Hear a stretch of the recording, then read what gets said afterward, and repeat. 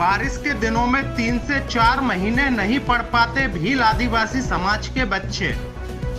आज दिन रविवार को जानकारी प्राप्त हुई है कि मकसूदनगढ़ तहसील के अंतर्गत आने वाले चोपना गांव में भील आदिवासी समाज के लोग रहा करते हैं और चोपना गांव में 5वीं तक स्कूल बना हुआ है।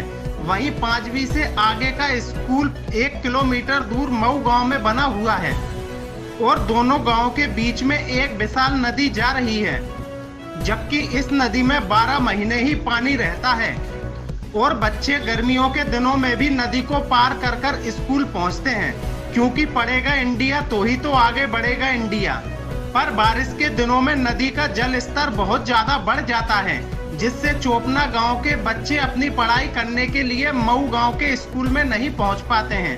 वहीं गांव के लोगों ने बताया कि मऊ गांव में ही शासकीय राशन की दुकान है और चोपना गांव के भील आदिवासी समाज के लोग करीब 4 से 5 किलोमीटर होकर मऊ गांव में पहुंचते हैं, जब जाकर चोपना गांव के भील आदिवासी समाज के लोग शासकीय राशन की दुकान से राशन ला पाते हैं। वहीं इस संबंध में कई बार गांव के लोगों द्वारा शासकीय राशन की दुकान को चोपना गांव में खोलने की मांग की है और नदी पर पुल बनवाने की मांग चोपना गांव के भील आदिवासी समाज के लोगों द्वारा पिछले कई वर्षों से की जा रही है, ताकि भील आदिवासी समाज के बच्चों की पढ़ाई चौपट ना हो और बच्चे आसानी से स्कूल पहुंचकर अपनी पढ़ाई पूरी कर पाएं। पर कई सरकारें बदली, कई अधिकारी बदले, पर चोपना गांव के भील आदिवासी समाज के लोगों की समस्या का कोई समाधान नहीं हुआ और आज भी बारिश के दिनों में भील आदिवासी समाज के चोपना गांव के बच्चे 3 से 4 महीने पढ़ाई नहीं कर पाते हैं, क्योंकि नदी पर पानी का बहाव बहुत तेज हो जाता है, जो वीडियो में साफ दिखाई दे रहा है। कौन सी क्लास में पढ़ते हो? स्कूल कहाँ जाते हो आप? कब से स्कूल नहीं गए? क्यों नहीं गए आप? नदी की वजह से। कौन सी क्लास में पढ़ते हो? 6। कौन से गांव जाते हो पढ़ने? तो कब से नहीं गए स्कूल? 2-3 महीने। क्यों नहीं गए? नदी चढ़ रही है। अच्छा, नदी चढ़ती है तो फिर कोई नहीं जाता है।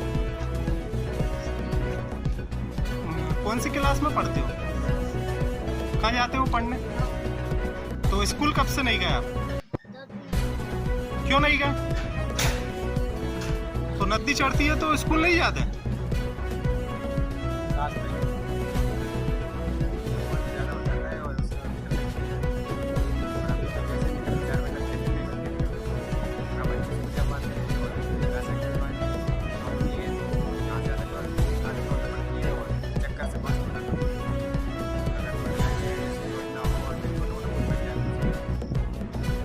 मऊ में जो स्कूल है वो कौन सी क्लास तक है और आपका जो गांव है ये कौन सा है, तो इसमें कहाँ तक स्कूल है?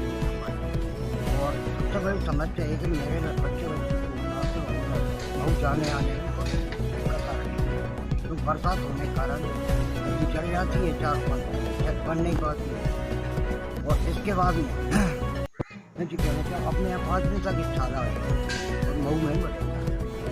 इसके बाद में आप शासन से, सरकार के किसी से ऐसी सुविधा करें ताकि हमारे बच्चे आने जाने में आत्महत्या रहे और मिल सके। राशन की दुकान का है? राशन की मऊ है और गांव को लोगों को भी दिक्कत आती है? लोग सबको दिक्कत आती है आने जाने में, क्योंकि नदी पार करना पड़े 4-5 किलोमीटर मऊ पास गुजारी जाना पड़े।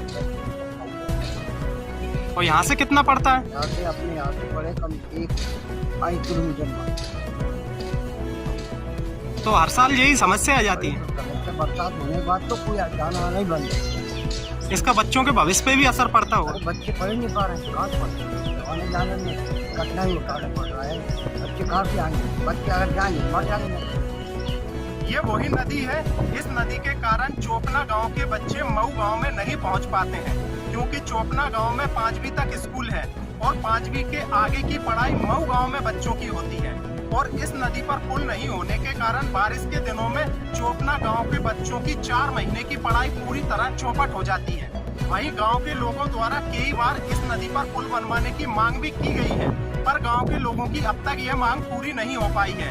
मकसूदनगढ़ से संवाददाता टोनी शाह। नाबालिग बच्ची का अपहरण कर बलात्कार की घटना को अंजाम देने वाले आरोपी को मकसूदनगढ़ पुलिस ने किया राजस्थान से गिरफ्तार। आज दिन रविवार को मकसूदनगढ़ पुलिस द्वारा जानकारी देते हुए बताया गया है कि नाबालिग बच्ची का अपहरण कर बलात्कार की घटना को अंजाम देने वाले आरोपी को राजस्थान से मकसूदनगढ़ पुलिस ने गिरफ्तार कर लिया है। वहीं नाबालिग बच्ची को भी मकसूदनगढ़ पुलिस ने बरामद कर लिया है। वहीं पुलिस द्वारा आरोपी को न्यायालय में पेश भी कर दिया है।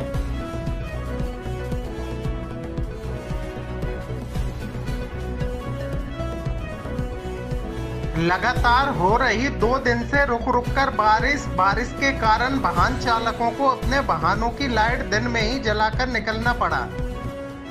आज दिन रविवार को जानकारी प्राप्त हुई है कि मकसूदनगढ़ सहित आसपास के क्षेत्र में जमकर 2 दिन से रुक रुक कर तेज बारिश हो रही है। वहीं बारिश होने के कारण वाहन चालकों को अपने वाहनों की लाइट दिन में ही जलाकर निकलना पड़ रहा है। कीचड़ और गंदगी के कारण उड़ रही स्वच्छता की धज्जियां, दूर दूर तक नहीं दिख रही स्वच्छता और साफ सफाई। आज दिन रविवार को जानकारी प्राप्त हुई है कि मकसूदनगढ़ के सोटालिया रोड मोटरसाइकिल शोरूम वाली गली में कीचड़ और गंदगी का अंबाल लगा हुआ है। वहीं कीचड़ और गंदे पानी में डेंगू, मलेरिया जैसे मच्छर भी पनप रहे हैं, जिनसे आसपास में रहने वाले लोगों को बीमारी फैलने का खतरा भी बना हुआ है। वहीं इस तरह की कीचड़ और गंदगी की तस्वीरें स्वच्छता की धज्जियां उड़ाती दिखाई दे रही हैं। नाम है मेरा, गंदगी हो रही है, साफ कीचड़ और